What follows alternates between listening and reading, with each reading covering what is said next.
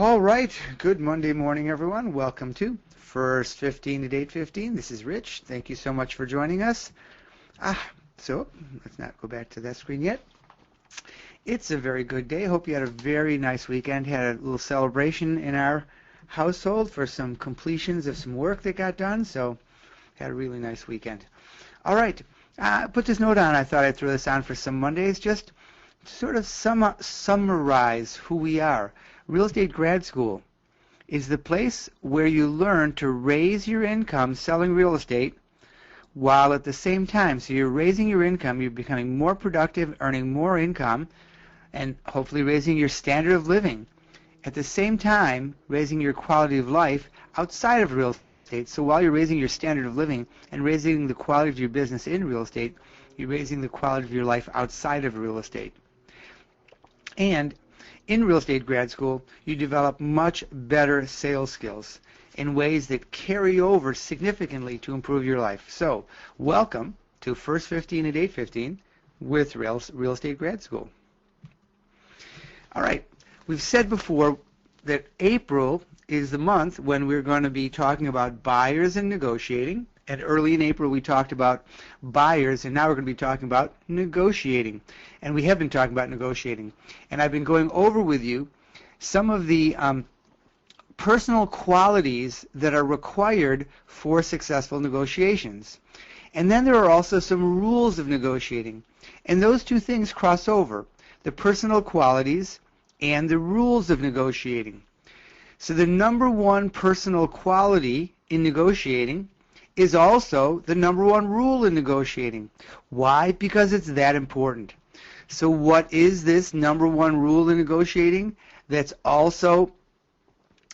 also the number one quality of a negotiator? It is this. Those of you who know my work, know our work, you've seen this before. It's worth seeing again and again and again because it is the most important tip, but it's also the most ignored. It's perhaps one of the least known. It's really amazing. Top negotiators, and you as real estate negotiators, and you as professionals, need to follow this tip, this quality, this rule. It is to get as much information as possible about the parties, about the buyer, the seller, even the lender, the appraiser, anybody you can, but certainly about the buyer and the seller. Get as much information about the parties to the negotiation and about the property, about when it was bought and when it was sold, and anything you can find out, and find as much of that out as you can before the negotiation begins.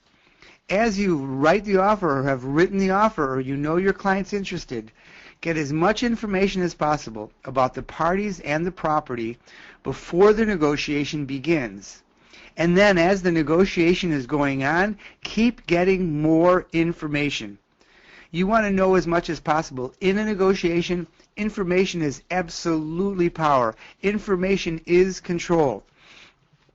So the number one quality of a real estate agent, a real estate negotiator, of any negotiator, is that they do the research. They find out everything they can about every aspect of the parties, of the property, and of the negotiation. The number one quality is they do their research. The number one rule is do your research, do the work. And today, with as much information as we have access to on our laptops, on our phones, on our computers, the easier it is to do this research. So again, get as much information as possible about the parties and about the property and about the situation and about the motivations and about anything and everything you can, if possible, before the negotiation begins, and then keep gathering more information. So what information is it that you want? What is the information that you want? And I made a brief list here, not a comprehensive list. Number one, most importantly, you want to know what the motivation and the urgency are of particularly the buyer and seller. Now, hopefully, you know what the motivation and urgency is of your client. However, sometimes I will have an agent walk up to me after a workshop, particularly on negotiating, and they'll say to me, man, I've got a really tough situation. I've got an offer on a listing of mine, and the sellers won't move, and the buyers won't move, and I need some advice.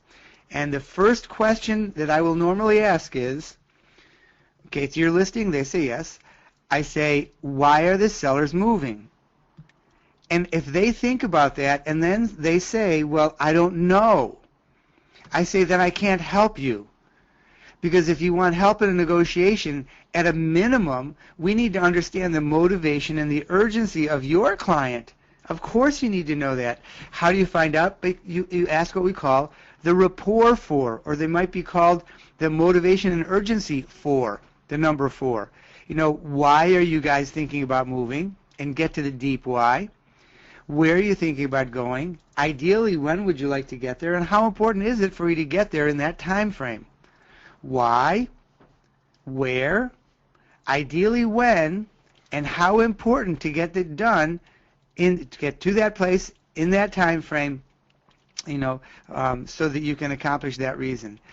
So when somebody walks up to me, they know a lot about their client, they know a lot about the other party, man, then we can have a conversation that absolutely is tremendously fruitful with regard to their negotiation. Now, I'll still help them. But I say, man, it's very limited to try to help you with a negotiation. Very limited for you to take control and win a negotiation if you really aren't in touch with the motivation and urgency of your client and of the other client. Another piece of information are the real issues for each party. The real issues, like the real deep why. Why are they moving? So they want a bigger house. Okay, do they want a bigger lot? Do they want more square footage? Do they want more bedrooms because they have a lot of children? Do they want an office and a workout room because they want to have a better home environment to work in? Do they want a house in a larger house in a nicer community because they want to impress their friends? What is a bigger house? What are the real issues? And as we find that out, well, they want more bedrooms because they have more children. How many children do they have? 6, and twins on the way. Okay, now we know some real issues for this party. So what other information? Find out all the information about the property's sale history. So go to the MLS, go to the tax records, find out everything you possibly can about when that property's been on the market before, what it's sold for, what work's been done to it since, even if you can find out, how many offers they had while they were on the market before. Find out anything you can find out about the parties. So, you talk to the other agent. You talk to them after you've disclosed that you're representing your client. You talk to the neighbors. You go on Facebook. You Google their name. You Google the address. You Google their place of work to see what positions they hold. So anything, go to LinkedIn. You go anything you can find out about the parties. Now, why are you doing all this? How does it help you in the negotiation? It gives you perspective. It really helps you to make the decisions about how aggressive to be, how non-aggressive to be, what kind of personality style you're dealing with. So find out everything and everything else you possibly can about the parties and about the property in the negotiation. So the basic information you want to know is, why do they want to buy or sell? Where are they going when they complete the purchase or the sale? And ideally, when do they want to do that? Is there a time frame? Is there an ideal time frame which will help them make the move? Now, the other agent very often will be a tremendous source for this information. I'm going to pause here. I'm going to repeat that, and I'm going to add a piece. The other agent can be a tremendous source of that information. However, they shouldn't be telling you those things. They're actually violating, unless the seller, unless the buyer, unless their client has given them specific, expressed permission to tell you those things, they're violating their fiduciary duty of confidentiality by telling you those things. However, they will. It's a beautiful thing. It's one of my favorite things. To call the other party, call the seller if I have the buyer, and say, I have buyers who are interested in the property, and I have a few questions before I submit their offer, and say, can you tell me why these people are moving? And do they have a place to go? Where are they going? And ideally, when is there a time frame that they're really shooting for? Now, if the other agent is skilled in negotiating and sharp, they will say to you, they'll laugh and they'll say, "Nice try, but just submit your offer, and I'll do my best to get it accepted." If they're normal and they haven't been trained in negotiating and they're not sharp in negotiating, then they will tell you, man, they will spill their guts for the purpose of getting that offer from you. So when you're being asked these questions, don't answer them. Get the offer. And when you are submitting your offer or having an offer being brought in on your listing, then always ask these questions. You might ask, will they be getting any help buying it? Does their move depend on getting a certain amount of equity in the property? Now, all these are great questions, and the listing agent or the buying agent, the selling agent, the top one is for the listing agent asking the buyer's agent. The bottom one is the buyer's agent asking the seller's agent. These are great questions, and very often the other party, the other agent will answer them because they so clearly will help you make the decisions you want to make, and they want to help you if they can. However, if you're being asked these questions, really, please defer them and don't answer them. But they are the questions on your client's behalf you may want to ask. You say, "Rich, isn't this game playing?" No, this is skillful negotiating. You may say, "Rich, doesn't this violate your fiduciary duty?" Just the opposite.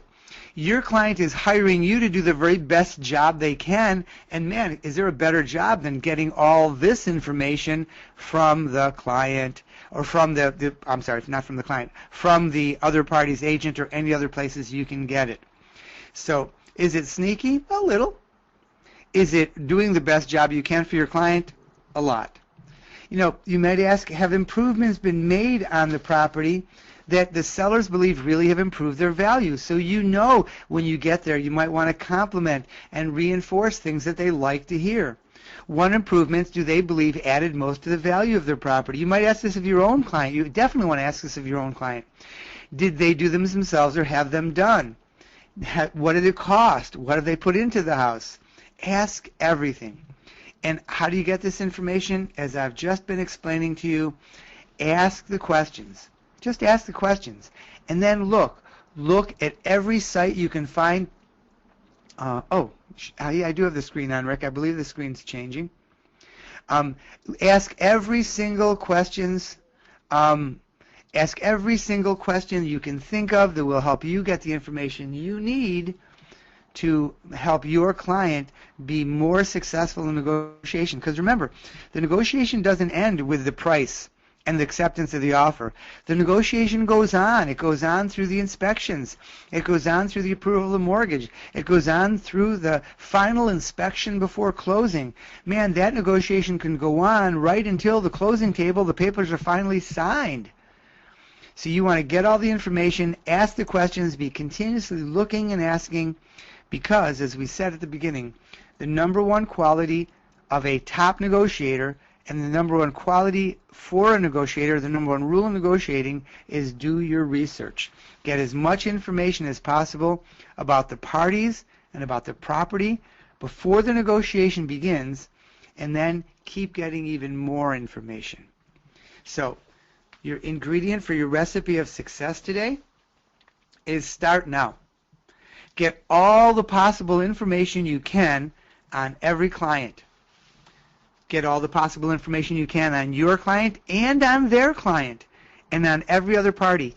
Even if you can find things out, I always wanted to learn about the appraisers, the inspectors, the lenders. I wanted to get to know them personally, both because I wanted to have a personal connection and it helped everyone. I wanted to help them and I wanted them to help me.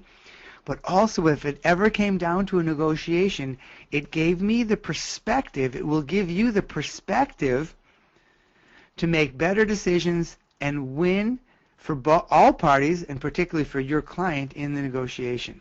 So, if you're a coaching client, this is just, man, one little tiny bite, one little corner of all the value of being a coaching client with Real Estate Grad School.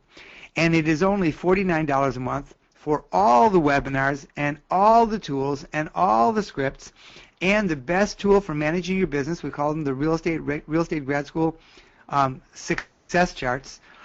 Plus, you get lots of one-on-one, lots of group calls, a one-on-one initial coaching call, all for $49 a month and a one-time $99 startup fee, or $4.99 for the year with no startup fee. Just a clean $4.99. It'll save you a couple of $100. So with that, hug the ones you love. People ask me, what does that mean? It means just what it says. It means first and foremost, before you get to business, hug the people you love before you leave for the day. If they're not with you, call them on the phone, text them. Hug the ones you love. Make a great day. Make a sale.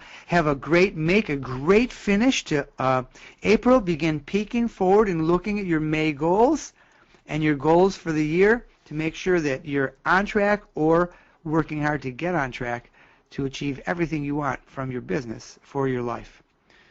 Be well. Bye.